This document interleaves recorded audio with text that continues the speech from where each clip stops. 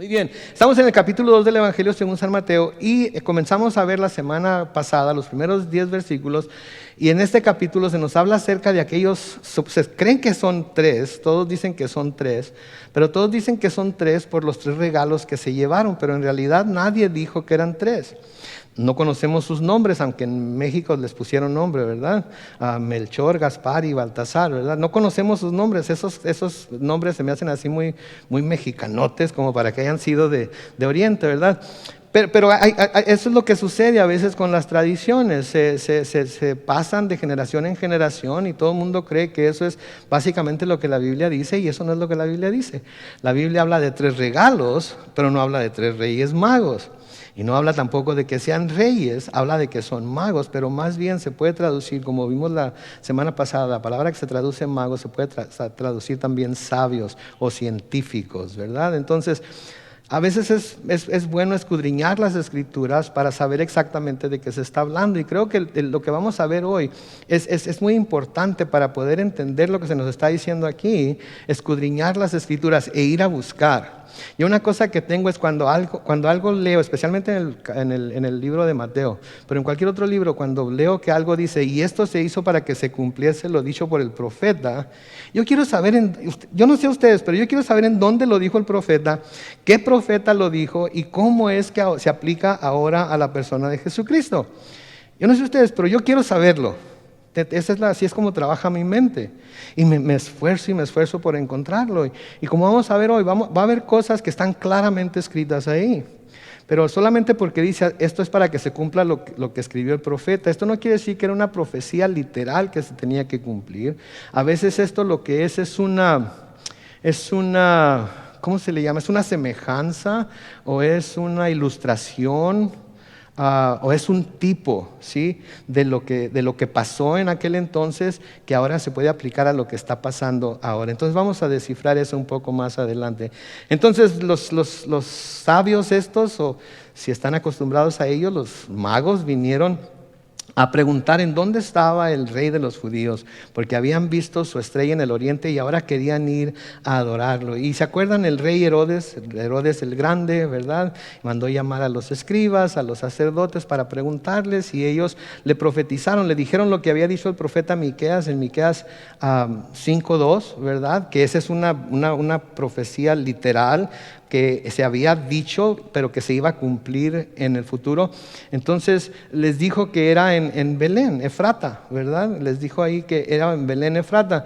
Y luego, finalmente, Herodes los envía a los sabios, les dice dónde está Belén, Efrata, y los envía a Belén a que busquen al Señor Jesucristo, que para entonces todavía no se sabía que era el Señor Jesucristo, pero noten ahí en el versículo 8 del capítulo 2 de Mateo, se nos dice que los envió, hablando de Herodes, a Belén y les dijo, vayan y averigüen con sumo cuidado acerca del niño, y cuando lo encuentren, avísenme para que yo también vaya a adorarlo. Entonces, por favor, noten el encargo, vayan y averigüen con mucho cuidado, con sumo cuidado, estén seguros de que lo encontraron y de dónde está, y cuando sepan quién es, en dónde lo encontraron, vengan y avísenme, porque yo también quiero ir a adorarlo, para que yo también pueda ir a adorarlo.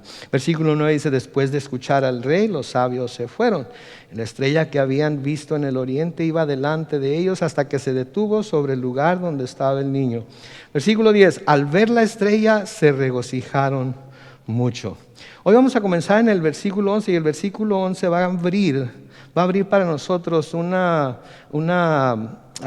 oportunidad para profundizarnos más en la palabra, para ver lo que está diciendo aquí. Noten ahí en el versículo 11, lo primero que quiero que vean es lo que dice al principio. Cuando entraron en la casa, vieron al niño con su madre María y, postrándose ante él, lo adoraron. Luego abrieron sus tesoros y le ofrecieron oro, que dijimos que significaba su realeza, incienso, que significaba o va de acuerdo con el sacerdocio, y mirra, que es un ungüento que se usaba para la sepultura. ¿Ya? Entonces estos regalos que se le trajeron tienen cierto simbolismo. ¿Sabían ellos que estas cosas simbolizaban esto? No, para nada. ¿Sabía María y José que esto simbolizaban esas tres cosas? No. Para nada. Nosotros sabemos que simbolizan esas tres cosas porque sabemos que Jesús es el Rey de Reyes y Señor de Señores. Amén.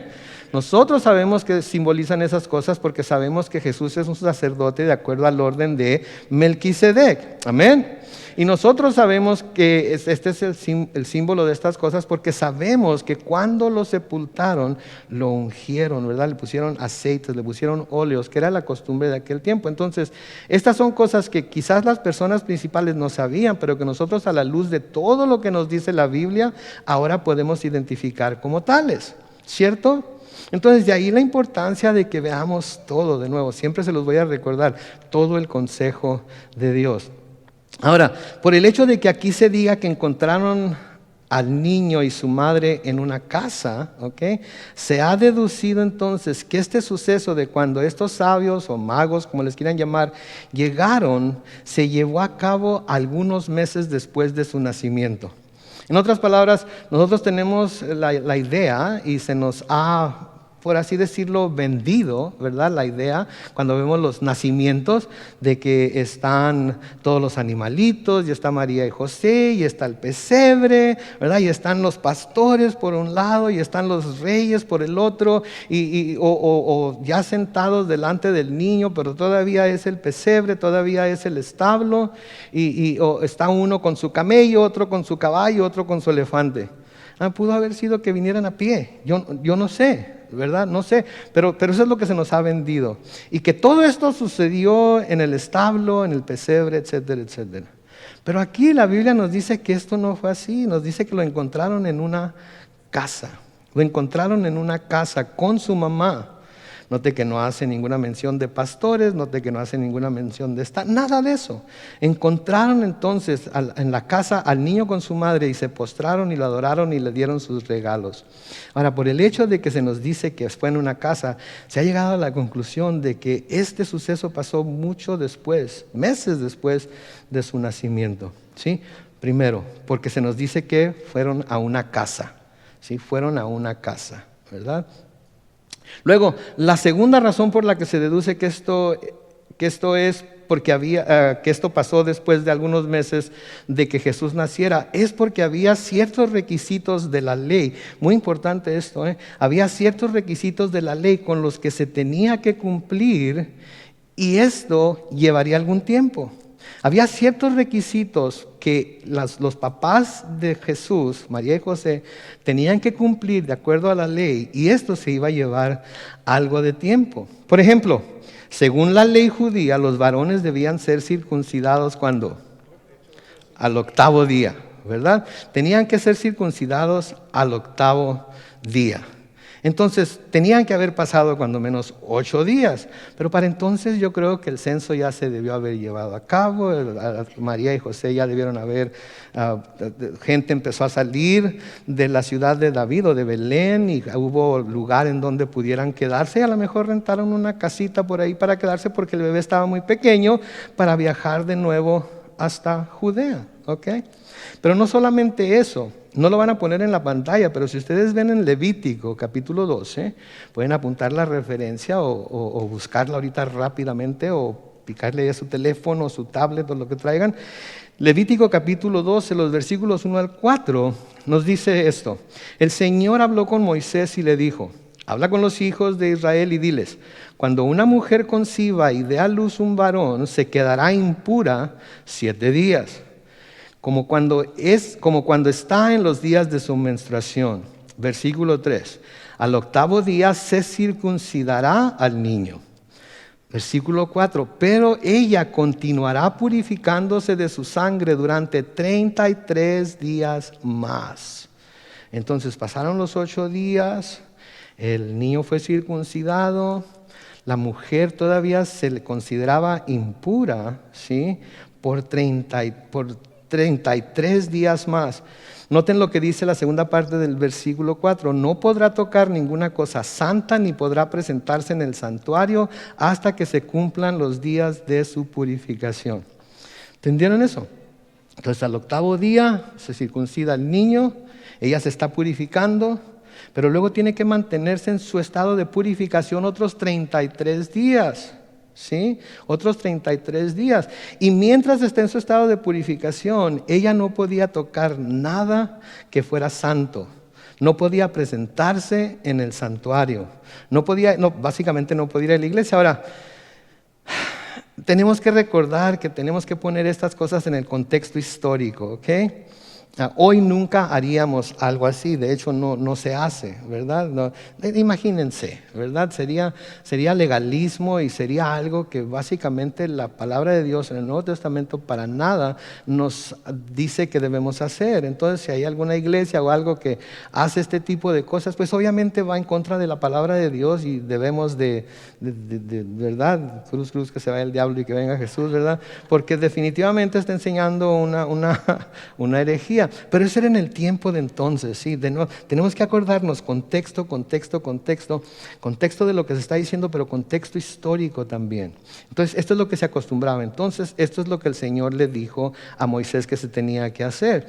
Nos pasamos al Nuevo Testamento y leemos en Lucas capítulo 2, los versículos 21 al 24. Noten, Lucas capítulo 2, versículos 21 al 24. Cuando se cumplieron los 8 días para que el niño fuera circuncidado, le pusieron por nombre Jesús. En el tiempo de la circuncisión es cuando se le pone el nombre, que era el nombre que el ángel le había puesto antes de que fuera concebido.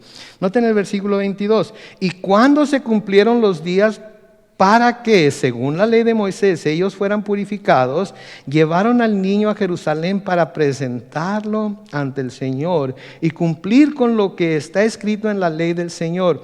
Todo primer hijo varón será consagrado al Señor, y para ofrecer un sacrificio en cumplimiento de la ley y del Señor, que pide un par de tórtolas o 2 palominos. ¿Okay? Entonces aquí vemos a María y José cumpliendo con la ley. Circuncidaron al niño, se esperaron los 33 días, cuando terminó el tiempo de su purificación, fueron a Jerusalén porque ahora María ya podía estar en el templo y ya podía hablar con el sacerdote y podía llevar al niño para presentarlo delante de Dios. Entonces ya van 41 días, van aquí. Okay, y ahorita les voy a decir por qué esto sucedió antes de que los magos llegaran a donde ellos estaban. Los 2 palominos eran la ofrenda que presentan aquellos que no tenían para comprar un cordero. Pero la ofrenda que se debería presentar era un cordero. De nuevo en Levítico, y no lo van a poner en la pantalla, ustedes lo tienen que buscar. Come on, tienen que hacer algo, ¿ok? Ahí en su teléfono, en su tablet, en su Biblia.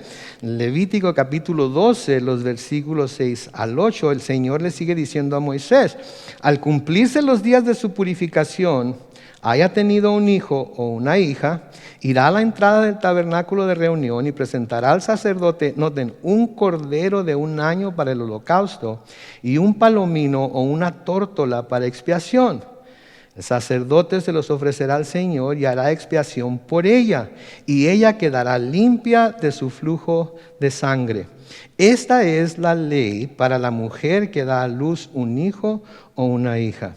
Si no tiene suficiente para comprar un cordero, presentará entonces 2 tórtolas y 2 palominos, uno para el holocausto y otro para la expiación. Había una diferencia entre cómo se sacrificaba el animal y para qué era. El sacerdote hará entonces la expiación por ella y ella quedará limpia. ¿Okay? Entonces, fueron, como dice la ley, que fueran. Pero lo que les pedía era un cordero, si se tenía el dinero para comprarlo. ¿Ok? Entonces, si tenía un dinero para comprarlo, tenía que ir y tenía que llevar un cordero. Pero recuerden que Jesús, María y José habían recibido, ¿qué habían recibido? Si es que los reyes o los magos llegaron antes de esto, ¿qué habían recibido Jesús, María y José como presentes? Y birria, no fue birria. Fue oro, incienso y mirra. Ahora dicen, todas estas cosas son cosas muy costosas, son de mucho precio. Entonces, si ellos hubieran recibido estos regalos antes de que ellos fueran al templo a hacer esto, habrían tenido el dinero para comprar un becerro, para comprar un cordero, que era lo que la ley requería. El hecho de que llevaran los 2 palominos, ¿sí?, o las 2 tórtolas, nos dice que todavía no tenían la habilidad para comprar algo tan caro como un cordero. Entonces, los magos tendrían que forzosamente haber llegado a la casa de Jesús, María y José después de que ellos hubieran hecho todo esto. ¿Sí? Entonces, por esas razones se puede deducir que la visita de los magos o sabios se llevó a cabo algunos meses después del nacimiento y definitivamente después de la presentación de Jesús en el templo. ¿Ok? ¿Estamos de acuerdo? 8 de la circuncisión, 33 de la purificación, y porque todavía no tenían los medios para comprar el cordero, presentaron la ofrenda que una persona pobre podía presentar. ¿Sí? Ahora, ¿por qué es importante que les diga todo esto? ¿Por qué es importante que lo escudriñemos y que lo entendamos? ¿Alguien tiene idea de por qué es importante esto? Y le doy la oportunidad de que conteste, y si contesta mal no voy a decir que está mal. ¿No? Ok. Ahora, ¿por qué es importante todo esto? Porque es importante que estas leyes se hayan cumplido por parte de Jesús y de sus padres. Es importante que todas las leyes que habían sido dadas a los judíos en el Torá, en los primeros 5 libros de Moisés, se cumplieran al pie de la letra. ¿Por qué? Porque Jesús mismo dijo en Mateo capítulo 5, y lo vamos a ver más profundamente cuando lleguemos ahí, pero ahorita Él dijo en Mateo capítulo 5, en los versículos 17 y 18, dijo lo siguiente, noten: no piensen ustedes que he venido para abolir la ley o los profetas. No he venido para abolir, sino ¿para qué? Cumplir, porque de cierto les digo que mientras existan el cielo y la tierra, no pasará ni una jota ni una tilde de la ley, hasta que ¿cuánto? Todo se haya cumplido. Hasta que todo se haya cumplido. La ley iba a seguir vigente hasta que todas las leyes de Dios se hubieran cumplido. ¿Sí? Y era necesario que Jesucristo, como el Mesías, cumpliera todas y cada una de esas leyes. Sí, porque era el Hijo de Dios. Y si el Hijo de Dios no cumple con todas las leyes, entonces nosotros, si Él no lo hace, ¿por qué lo voy a hacer yo? ¿Cierto? Si así, ¿verdad? Nos dan la mano y nos agarramos, ¿qué? ¿Verdad? Ustedes saben lo que estoy diciendo, ¿verdad?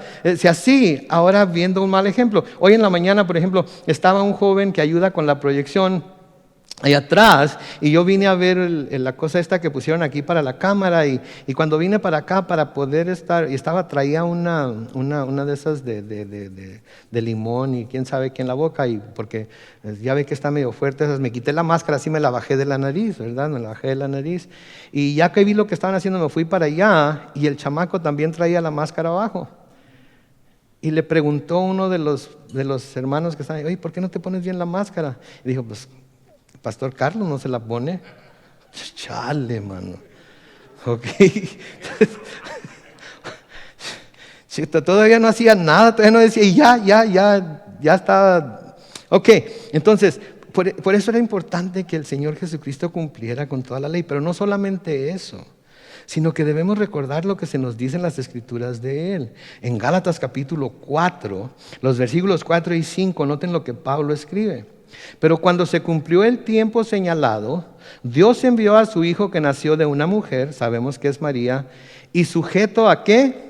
A la ley. ¿Para qué? ¿Por qué vino sujeto a la ley? Para que redimiera a los que estaban sujetos a la ley, a fin de que recibiéramos la adopción de hijos. Entonces, vino bajo la ley para cumplir con la ley, y después de cumplir con la ley, tener la habilidad de redimir a todos los que estaban bajo la ley, y así que todos los que estaban bajo la ley pudieran recibir la adopción de hijos. Era importante entonces para Jesucristo, desde su nacimiento, que se cumpliera toda la ley. Era importantísimo, y es importante para nosotros saber que se cumplió toda la ley, porque si estamos completamente convencidos de que Él cumplió toda la ley por nosotros, nosotros no tenemos que estar bajo la ley ni someternos a la ley, porque Él ya la cumplió. Díganlo todos: toda. Él ya la cumplió toda, ¿sí? Y porque Él ya la cumplió toda, nosotros no debemos nunca, ¿sí?, ponernos bajo el peso de la ley. Si ya hemos sido hechos libres en Cristo, no nos hagamos esclavos de la ley otra vez, como muchos dicen que debemos hacer. Sí, noten lo que Pablo escribe también acerca de esto, pero ahora los romanos, en Romanos capítulo 10, los versículos 1 al 4. Romanos 10, versículos 1 al 4, Pablo escribe esto: hermanos, ciertamente lo que mi corazón anhela y lo que pido a Dios en oración es la salvación de Israel.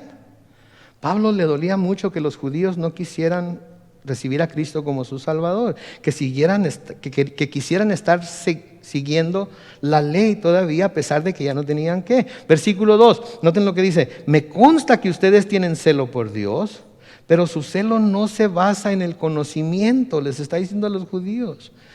Tienen un celo grande por Dios. Muchos cristianos tienen un gran celo por Dios.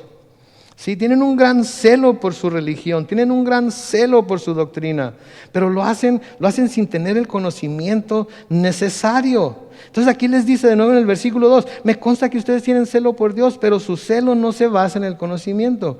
Versículo 3, pues el ignorar la justicia de Dios y procurar establecer su propia justicia,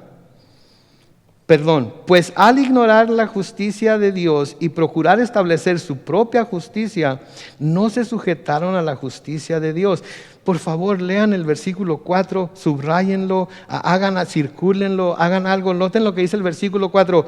Porque el cumplimiento de la ley, ¿quién es?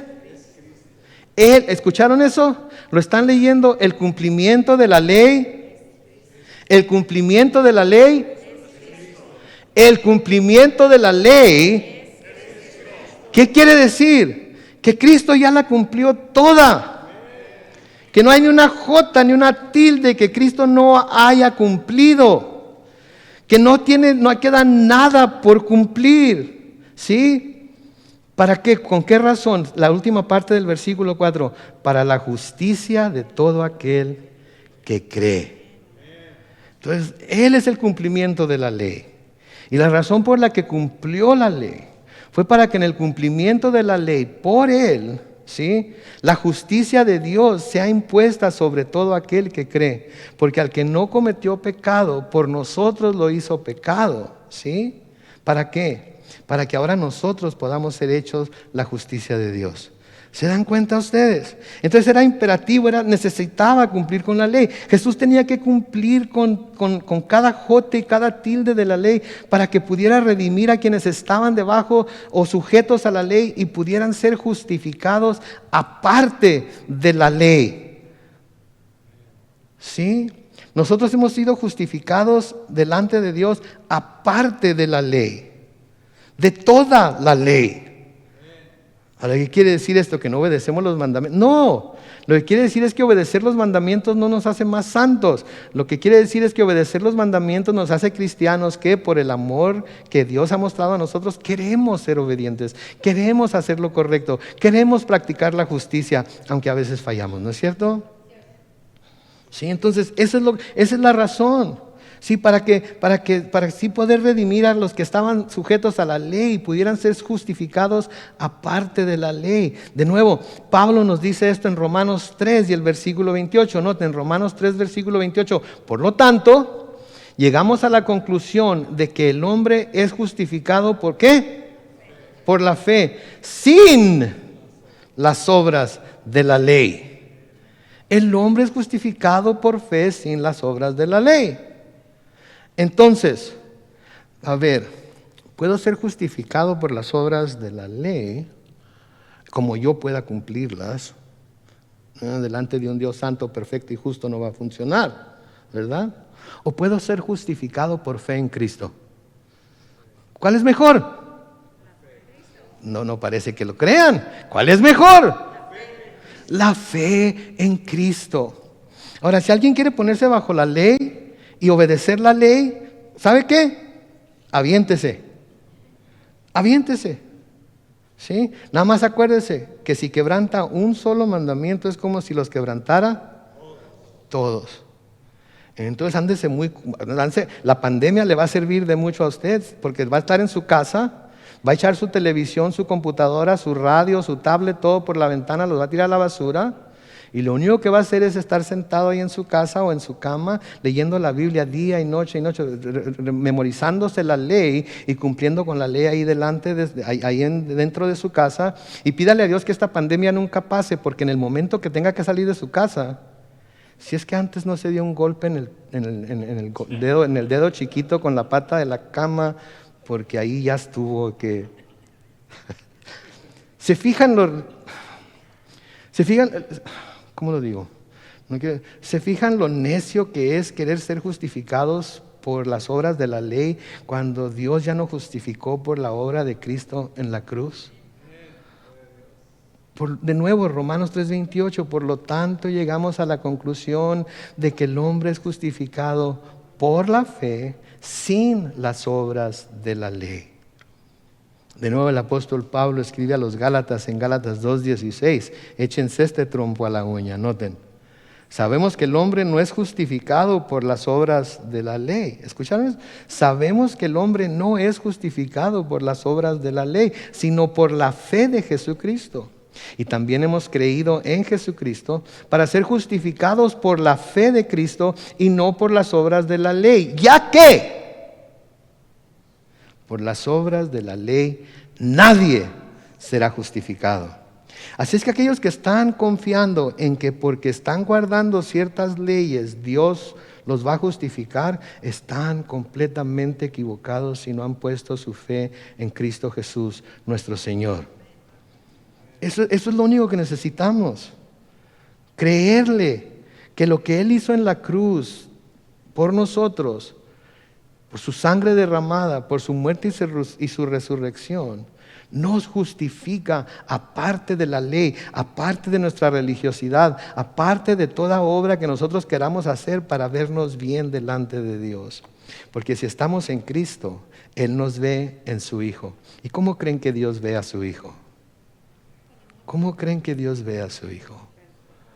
Entonces yo prefiero, como dice Pablo, ser justificado por mi fe en Cristo que ser justificado por la ley. ¿Sí? Entonces, por eso es importante que sepamos esto acerca de Jesús. Que desde que era un bebé, ¿sí? Desde que era un bebé, estaba cumpliendo con la ley de Dios. Sí, porque en Él íbamos a encontrar el cumplimiento de toda la ley. Por eso dijo, no he venido a abrogar, he venido para cumplir. ¿Se fijaron que no dijo para enseñarles a cumplir? ¿Para asegurarme de que cumplen? ¿Sí? Para que sepan que si no cumplen, no, he venido para cumplir. Yo vine para cumplir, porque Él es el cumplimiento de toda la ley. Ahora, en el versículo 8, Herodes les dijo a los sabios, vayan, averigüen con sumo cuidado acerca del niño y cuando lo encuentren avísenme para que yo también vaya a adorarlo. Ahora nosotros sabemos que ese no fue el caso, ¿verdad? Él no quería ir a adorarlo, él quería encontrarlo para matarlo.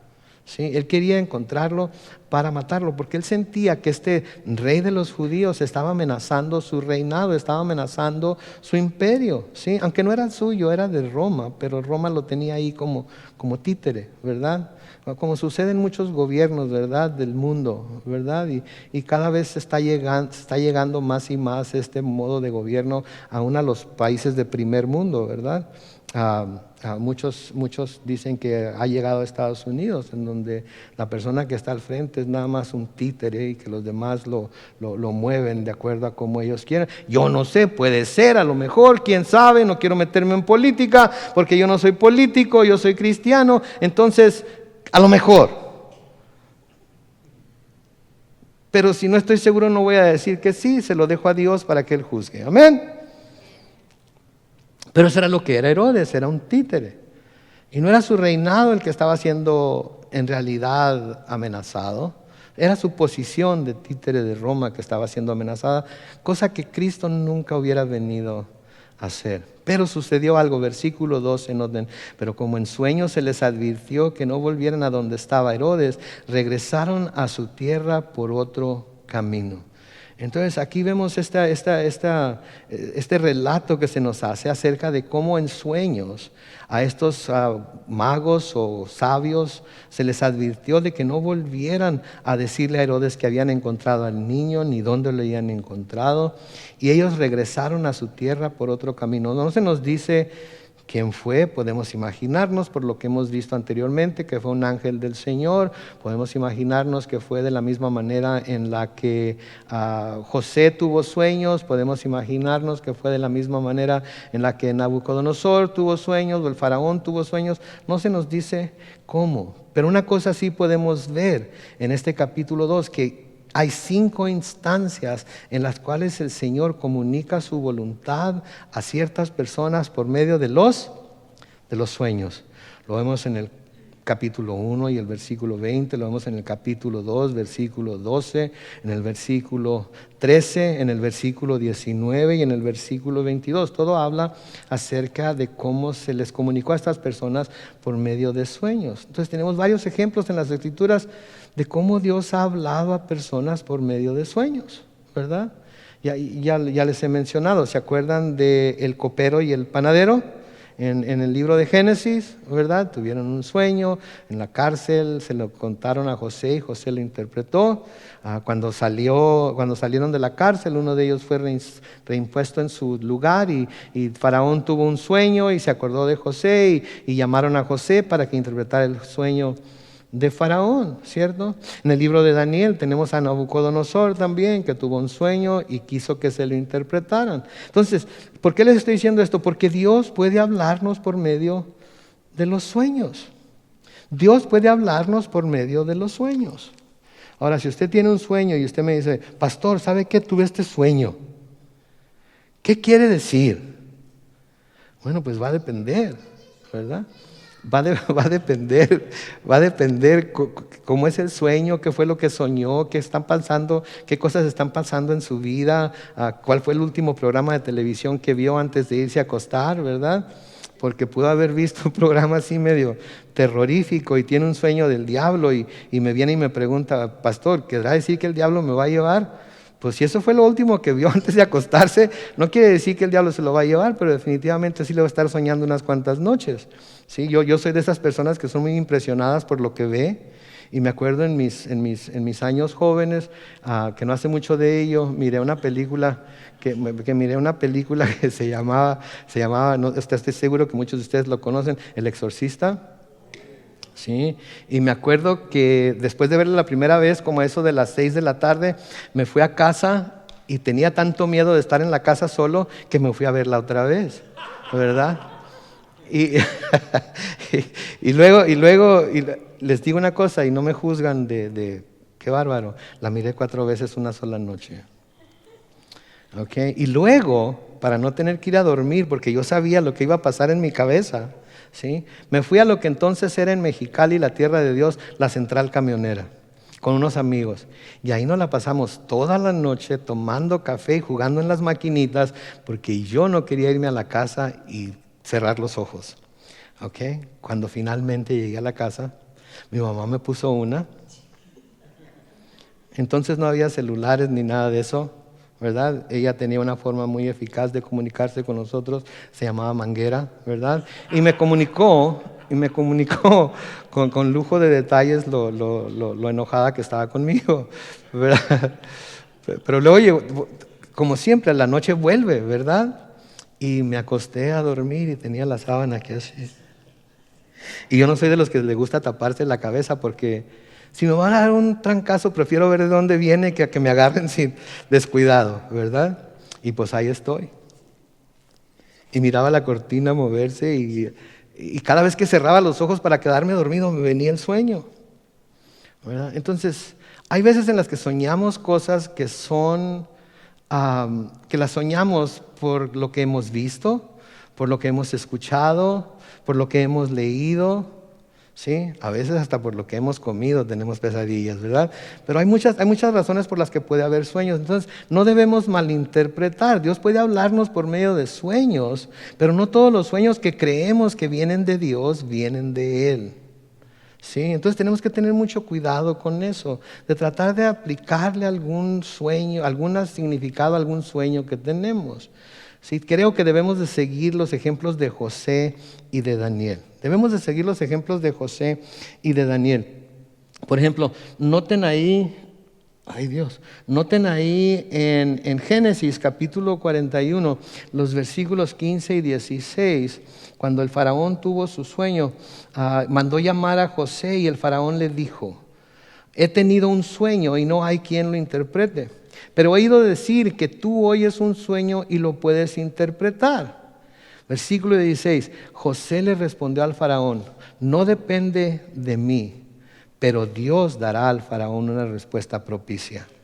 Entonces, si usted viene conmigo y me dice: pastor, tuve este sueño, ¿qué querrá decir?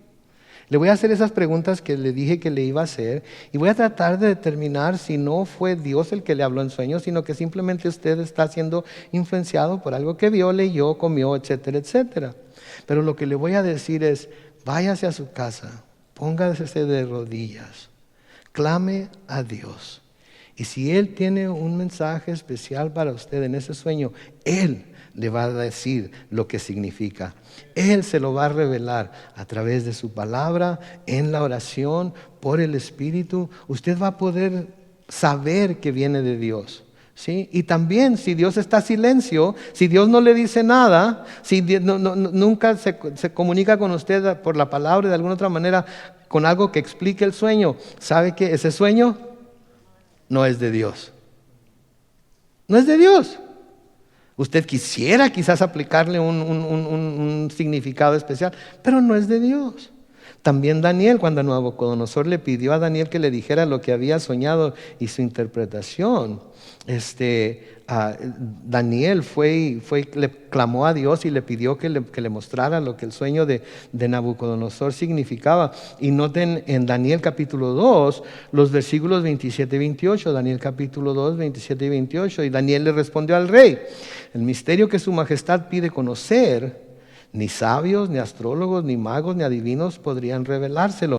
Noten el versículo 28, pero hay un Dios en los cielos, el cual revela los misterios, y es Él quien hace saber a su majestad el rey Nabucodonosor lo que sucederá en los últimos tiempos.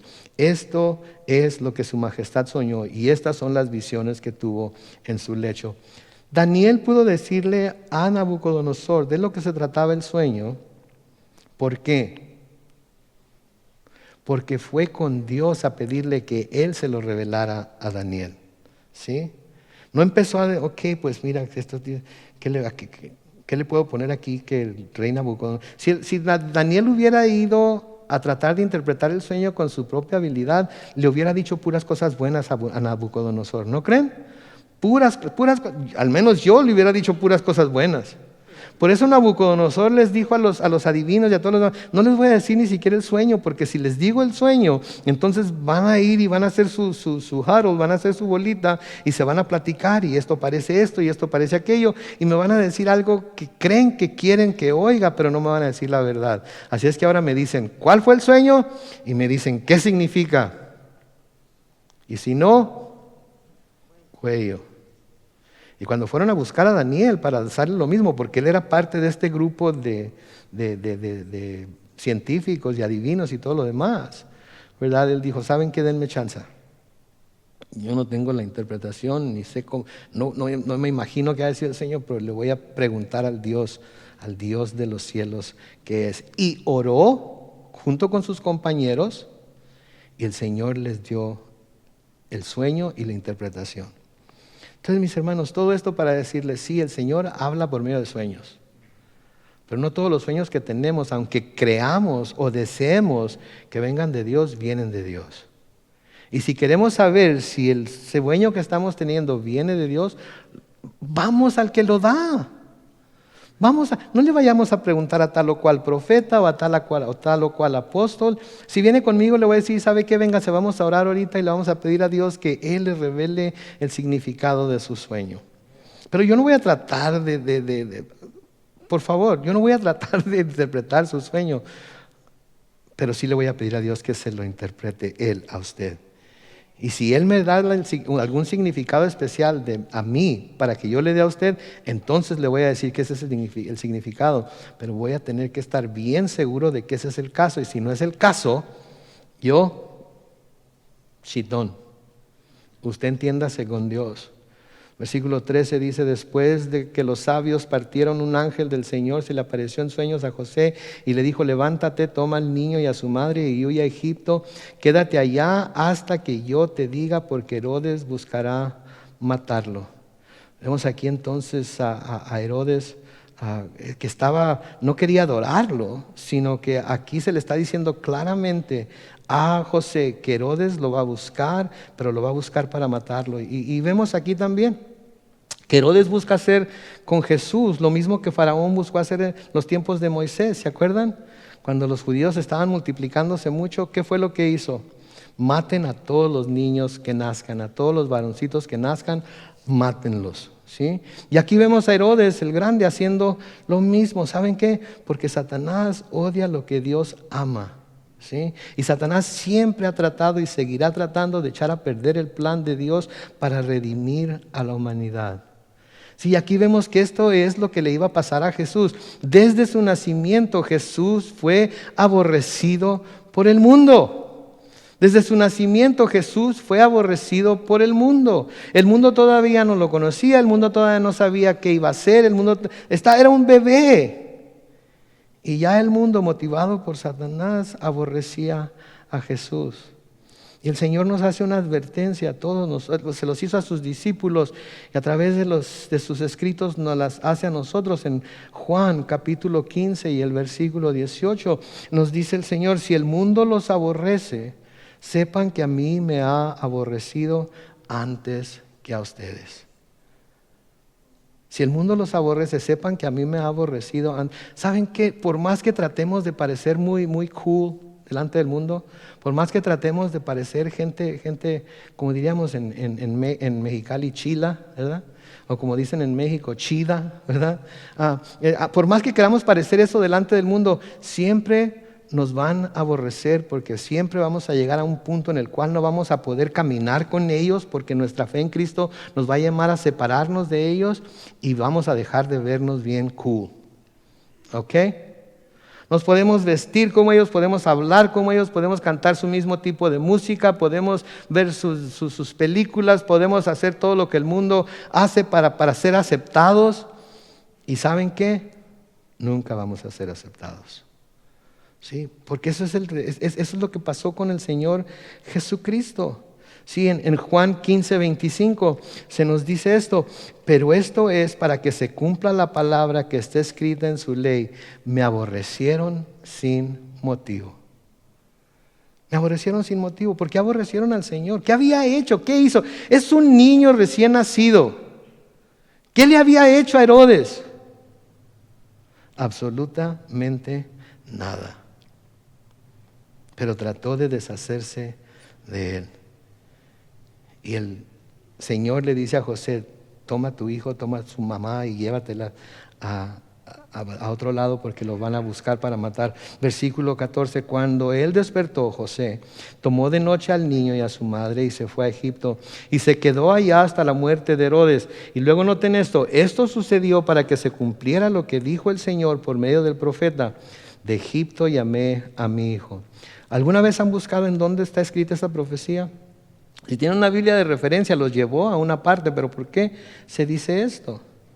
¿Sí? ¿Por qué se dice esto? Ahora, este es el segundo cumplimiento de una profecía que se menciona en el capítulo 2. El primero fue en el versículo 6, en donde se habla del lugar en donde nacería el Mesías. Pero ¿en dónde habla de esto? De que el Hijo de Dios iba a volver de Egipto. Si tienen una Biblia de referencia, ahí los va a llevar a un pasaje. ¿Les digo cuál pasaje es o dejo que lo busquen? Bueno, por tiempo, porque ya nos falta tiempo, les voy a decir cuál pasaje es. El pasaje se encuentra en Oseas capítulo 11 y el versículo 1. Oseas capítulo 11 y el versículo 1. Noten lo que dice ahí. Dios está hablando aquí, dice: yo amé a Israel desde que era un niño. De Egipto llamé a mi hijo. ¿Okay? Entonces aquí el profeta Oseas se refiere a la nación de Israel como el hijo al que Dios sacó de Egipto en el Éxodo. ¿Sí? Israel era un hijo adoptivo de Dios, así como nosotros somos hijos adoptivos de Dios. Pero Jesús es el unigénito y genuino Hijo de Dios. Y como el Mesías de Israel, Él es el verdadero Israel. Isaías capítulo 5 versículos 1 al 7, Jeremías capítulo 2 versículos 19 al 21 hablan de Israel como una viña, y en Juan 15:1 Jesús dice: yo soy la vid verdadera y mi Padre es el labrador. Entonces, en Oseas sí se está hablando de Israel como hijo, pero el hijo genuino, el hijo unigénito de Dios es Jesús. Así que esto que estamos viendo aquí, de que Mateo está diciendo que esto de llevarse a Jesús a Egipto y luego traerlo de nuevo a Israel es para que se cumpliera lo que dijo el profeta Oseas, tiene un significado mucho más profundo, tiene un significado mucho más significativo, porque entonces aquí lo que Israel era un tipo de Jesucristo, un tipo del Hijo de Dios, pero no el Hijo de Dios, porque Israel, como todos nosotros, es un hijo adoptivo, pero Jesús es el Hijo unigénito de Dios. ¿Se dan cuenta? Entonces no era una profecía que Dios estaba dando de que iba a sacar a su hijo de Egipto, sino que Él estaba viendo a Israel hasta que llegó Jesús como su hijo. Una vez que llega Jesús, Él es el verdadero Hijo de Dios. Versículo 16, vamos a apurarnos aquí rápidamente. Cuando Herodes vio que los sabios lo habían engañado, se enojó mucho y, calculando el tiempo indicado por los sabios, noten esto, calculando el tiempo indicado por los sabios, mandó matar a todos los niños menores de 2 años que vivían en Belén y en sus alrededores. Y luego de nuevo el versículo 17, y se cumplió así lo dicho por el profeta Jeremías. Se oye una voz en Ramá, gran llanto y gemido. Es Raquel que llora por sus hijos y no quiere ser consolada porque ya no existen. De nuevo, lo que tenemos aquí es un tipo o imagen de algo que pasó y al cual se puede ver a la luz de lo que está pasando. ¿Cuántos hijos tuvo Raquel? ¿Quién me dice? ¿Le regalo un café y una dona? Si me dicen, ¿cuántos hijos tuvo Raquel? 2 nada más. ¿Esos hijos murieron antes o después que Raquel? Después que Raquel. Entonces, ¿por qué dice que Raquel está llorando? Por sus hijos. Si ella murió antes, ¿por qué dice que Raquel está llorando? Entonces, de nuevo, lo que tenemos aquí es un tipo o imagen de algo que pasó, en lo cual se puede ver reflejado lo que está pasando. Y de nuevo, Raquel solamente tuvo 2 hijos, José y Benjamín, ¿se acuerdan? Y cuando tuvo a Benjamín, ¿qué pasó? Ella murió en el parto, ¿sí? Murió y fue sepultada en el camino de Efrata, que también es Belén. En el camino de Efrata se encuentra Ramá, que fue donde Raquel fue sepultada. ¿Sí? Y de esto es de lo que está hablando la profecía que viene de Jeremías 31:15, en donde Raquel, que había sido sepultada en Ramá, cerca de Belén, unos 13 siglos antes de la cautividad en Babilonia, se le describe como llorando cuando sus hijos, el pueblo de Israel, la tribu de Judá y la tribu de Benjamín, que fue uno de sus hijos, son llevados cautivos a Babilonia en el año 586. ¿Ok? Entonces, lo que están haciendo aquí, el profeta está diciendo que me imagino a Raquel cuando pasó Babilonia y su ejército con todos sus hijos cautivos, llevándolos al cautiverio, al exilio en Babilonia. Me la imagino llorando por sus hijos porque ya no están ahí. ¿Han oído? En inglés hay un término que decimos turning over in their grave, que quiere decir dar vueltas en su tumba, ¿verdad? Por decir algo, tu papá está dando vueltas en su tumba por lo que está haciendo con su dinero ahorita, ¿verdad? Se expresa a la gente de esa manera. Eso es lo que está hablando aquí el profeta, de que se imagina a Raquel llorando por sus hijos cuando van pasando por donde estaba su tumba para ser llevados en exilio a Babilonia. Y aquí en Mateo 2:18, al hablar de la matanza de los inocentes cuando nació Jesús, Raquel una vez más es descrita como la madre que llora por la muerte violenta de sus hijos. ¿Se dan cuenta entonces que nos está presentando tipos Sí, no necesariamente profecías que Dios dijo, así va a pasar. Porque muchas veces pensamos en las profecías como que Dios dijo, así va a pasar. No, no, no, no, no, no. Dios sabe lo que va a pasar, pero Él no hace que pase lo que está pasando. ¿Sí?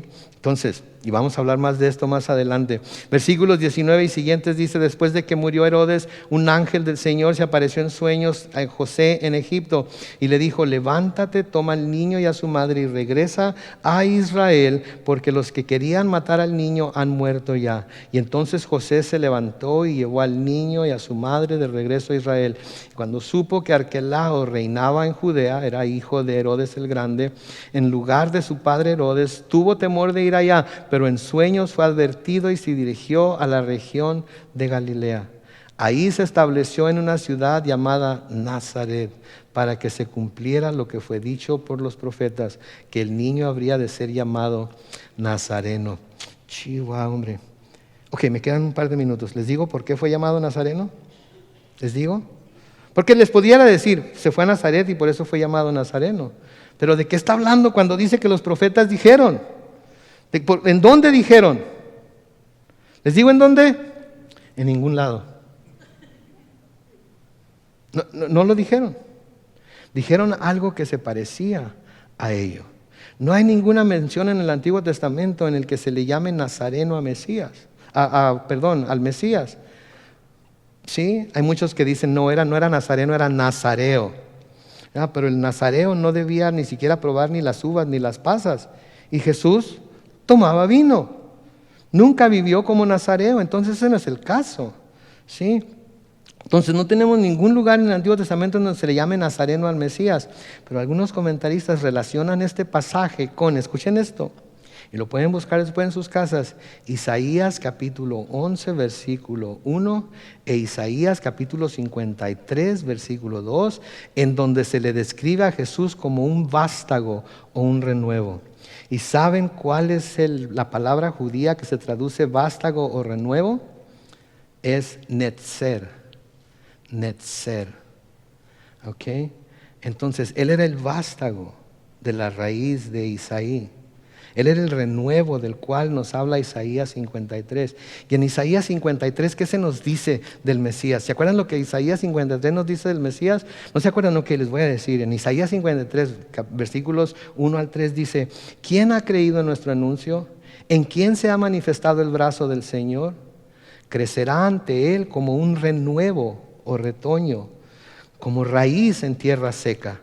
No tendrá una apariencia atractiva ni una hermosura impresionante. Lo veremos, pero sin atractivo alguno para que más lo deseemos. Será despreciado y desechado por la humanidad entera. Será el hombre más sufrido y más experimentado en el sufrimiento, y nosotros no le daremos la cara. Será menospreciado, no lo apreciaremos.